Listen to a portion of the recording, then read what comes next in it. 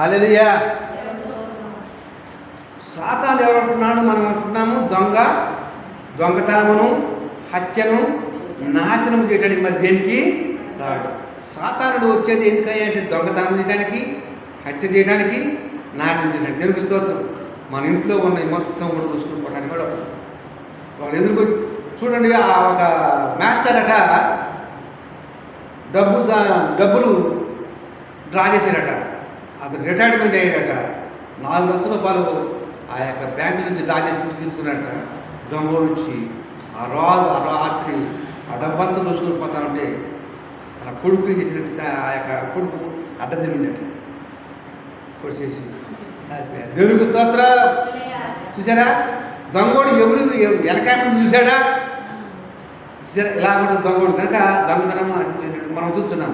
మత్తయి సువార్త మనుషులను వదిలిపెట్టింది. ఆ 19లోకి పోతారని ప్రభు దగ్గరికి వచ్చి అడిగింది, వెళ్ళమన్నాడు. వెళ్ళి తీసుకుపోయి చేసి సముద్రంలో కలిపి చంపేసింది. దేవునికి స్తోత్రం. మూడవదిగా ఒక దెయ్యము పట్టుకొని ఆ యొక్క విలవిల్లాడించు, నురుకెక్కించు, కేకలు వేయచ్చు, ఆ మంటలో పడుచు అనేక సార్లుగా ఉన్నప్పటికీ కూడా శిష్యులు ఆ యొక్క శిష్యుల దగ్గరికి వచ్చి, అయ్యా మా కొడుకు ఇలాగున్నాడు, మా కొడుకు గురించి ప్రార్థన చేయడం ప్రార్థించినప్పుడు అది అతన్ని వదిలిపోలేదు. దేవునికి స్తోత్రం.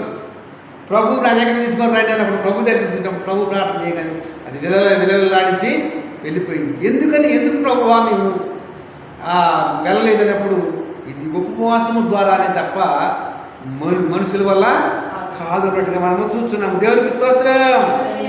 అపవాదికి చోటు అంటున్నాడు. దేవునికి స్తోత్రం. చాలామంది గెంతే కదా, చిన్న తప్పే కదా, అంతే కదా అని చెప్పడం. అది ఎంత అంతకంత తప్పు అయిపోతుంది. దేవునికి స్తోత్రం. వాడి చోట్లు మనకి ఇంత చోటిచ్చినట్టయితే మళ్ళీ ఇల్లు మొత్తం కూడా ఆక్రమించేసుకుంటాడు. దేవునికి స్తోత్రం. కనుక మనం అన్నట్టుగా మనము చూస్తున్నాము. ఆకీషురాజుతో ఎవరు కలిపారు? దుష్ట సాంగత్యంతో ఎవరు కలిపారు? దావీదు చేతులు కలిపారు. దేవునికి స్తోత్రం. దుష్టుడితో మనం చేతులు కలిపినట్టయితే దుష్ట సాంగత్యం దేవుడితో పోయేదన్నట్టుగా చూస్తున్నాము. దేవునికి స్తోత్రం. ఇక్కడ సమూయేలు గ్రంథము 30వ అధ్యాయం 8వ చూసినట్లయితే యెహోవా వద్ద విచారణ చేయగా యెహోవా వారిని తరుము దక్కించుకోదు అని చెప్పినట్టుగా చూస్తున్నాము.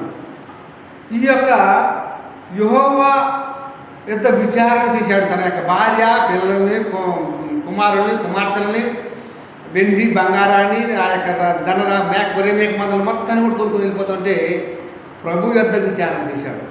వెళ్ళి దక్కించుకోమన్నట్టుగా మనము చూస్తున్నాం. వాగ్దానం చేసిన వాడు నమ్మదగిన వాడు. ఏదైనా దేవుడు ఏదైనా వాగ్దానం చేసిన అనుకోండి, ఆ వాగ్దానాన్ని నెరవేర్చేవాడు. దేవునికి స్తోత్రం. దేవునికి స్తోత్రం. అబ్రహాము భార్య అయిన శారాని ఆ రాజుగారు అడిగినప్పుడు ఏం చెప్పాడు? ఈమెనా చెల్లెలని అబద్ధము. చూసారా? అబద్ధమునకు జనకుడైన సాతానికి అబ్రహాము కూడా చోటిచ్చాడు. దేవునికి స్తోత్రం. మనం సాతానికి చోటు ఇవ్వడానికి వీలు లేదు. దేవునికి స్తోత్రం. లోతు యొక్క పట్టబడ్డాడు. ఆ విషయం తెలిసినప్పుడు అబ్రహాము చేసినట్టు 300 మందితోటి వెళ్ళి ఆ 4 రాజులను ఓడించి పోయిందాన్ని తిరిగి తెచ్చుకున్నాడు. దేవునికి స్తోత్రం. ఈ లోకంలో మనం అనేక సార్లుగా కోల్పోతుంటాం, పోగొట్టుకుంటాం, అనేక ఇబ్బందులు పాలవుతుంటాం. కనుక లోతు తన యొక్క ప్రజలను, తన యొక్క లోతు భార్యను, ఆ కుమారులను, కుమార్తెలను, ఆ యొక్క పశు సంపదను, దుక్కుటెద్దులను, గొర్రెమేక మందలను అన్ని కూడా దక్కించుకున్నట్టుగా మనము చూస్తున్నాం. ఏది పోగొట్టుకున్నా మనం ప్రభువులు అనేటైతే వాగ్దానం చేసింది దేవుడు నమ్మదగినది కనుక నేను తప్పకుండా ఇస్తాను. కనుక కొద్ది మాటలు ముగిస్తున్నాను. ఇష్టపడ 810 ఛానల్ సబ్స్క్రైబ్ చేసుకుని అనేక మందికి షేర్ చేయవలసిందిగా కోరుతున్నాము.